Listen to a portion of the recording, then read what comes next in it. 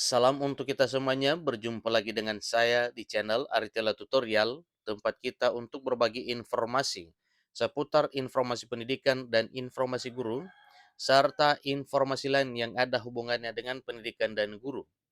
Pada pertemuan ini, saya menyapa Bapak Ibu honorer Senair yang selalu setia melaksanakan tugas tanpa mengenal lelah. Saya yakin bahwa Bapak Ibu honorer selalu dalam keadaan sehat walafiat. Pada pertemuan ini, ada satu informasi penting yang merupakan kabar gembira yang perlu saya sharekan kepada seluruh Bapak Ibu honorer di instansi pemerintah, baik instansi pemerintah pusat maupun daerah, yang mana ini adalah informasi yang harus diketahui oleh Bapak Ibu honorer. Dalam hal meraih impian Bapak Ibu untuk menjadi ASN dengan status pegawai negeri sipil, ada informasi terkini yaitu mengenai jalur baru rekrutmen calon pegawai negeri sipil. Jalur ini merupakan jalur khusus yang lebih mudah bagi Bapak Ibu honorer untuk bisa diangkat menjadi pegawai negeri sipil. Nah, Bapak Ibu, bagaimana jalur khusus ini? Bagaimana jalur mudah ini untuk bisa meraih impian menjadi PNS? Simak video ini sampai selesai, jangan ketinggalan informasi. Dan bagi Bapak Ibu yang sedang menonton, demikian dengan Bapak Ibu yang mungkin baru menemukan video melalui channel ini, dukung dengan cara like dan subscribe, share, dan komen, serta nyalakan tombol notifikasinya supaya semua informasi yang disalurkan melalui channel ini selalu update di layar Bapak Ibu. Tanpa basa-basi lagi, langsung pada informasinya. Jalur baru pengangkatan calon pegawai negeri sipil. Apakah lebih mudah dan adil bagi tenaga honorer? Tentu ini satu pertanyaan yang jawabannya mesti harus diketahui oleh Bapak Ibu honorer.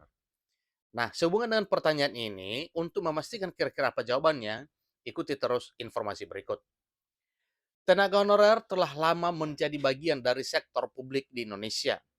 Karena memang dalam hal pelaksanaan tugasnya, Bapak Ibu honorer ini selalu berkecimpung dengan dunia birokrasi di Indonesia. Bapak Ibu honorer bekerja dengan upah rendah dan tanpa jaminan yang jelas. Sementara beban kerja yang ditanggung seringkali sama dengan pegawai negeri sipil atau PNS tetap. Nah, dalam hal ini Bapak Ibu, ya, kalau memang ya dalam hal pekerjaan sama dengan apa yang dikerjakan oleh PNS, nah tentunya juga Bapak Ibu honorer ini diberlakukan setara dengan PNS.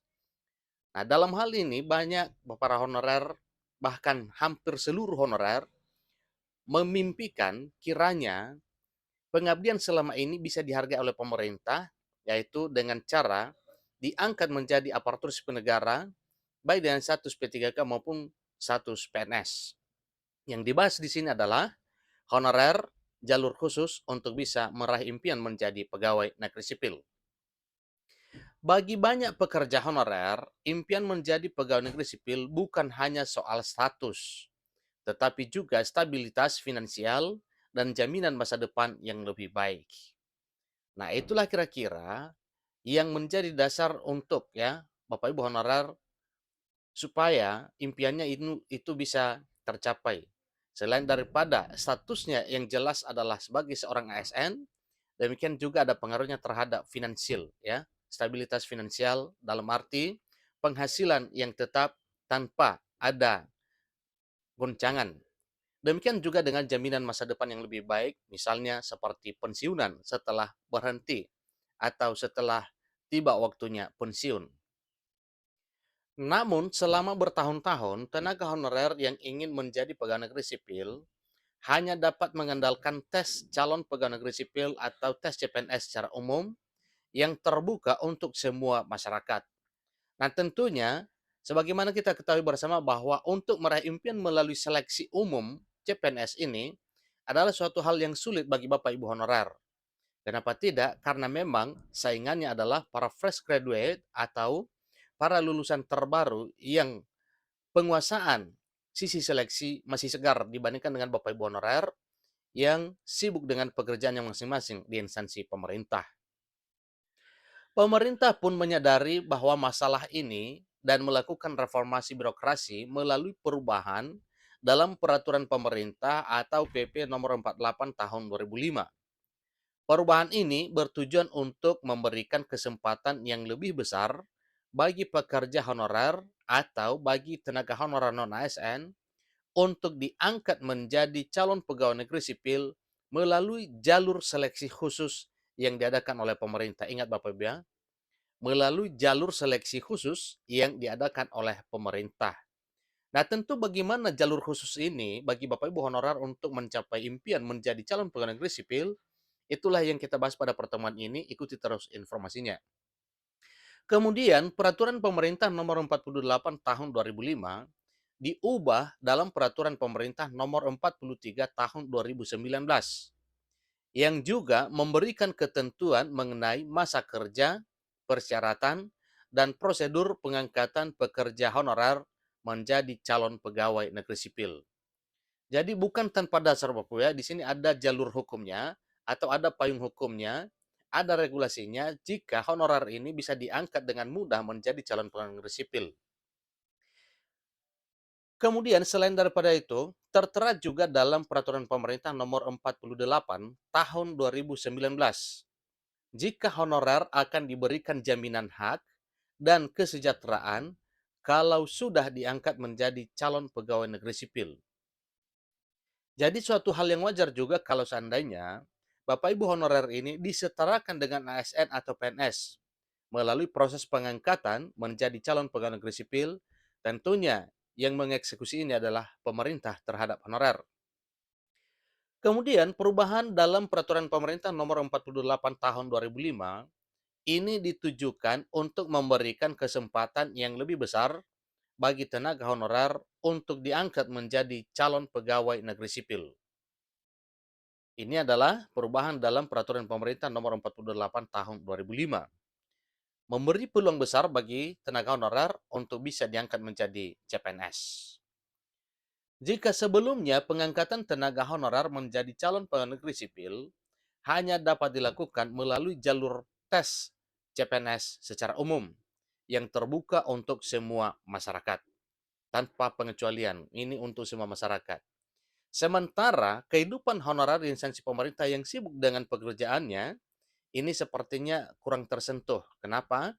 Karena memang ya Bapak Ibu honorer sibuk dengan pekerjaan-pekerjaan pelayanan publik melalui instansi pemerintah di mana Bapak Ibu honorer bekerja.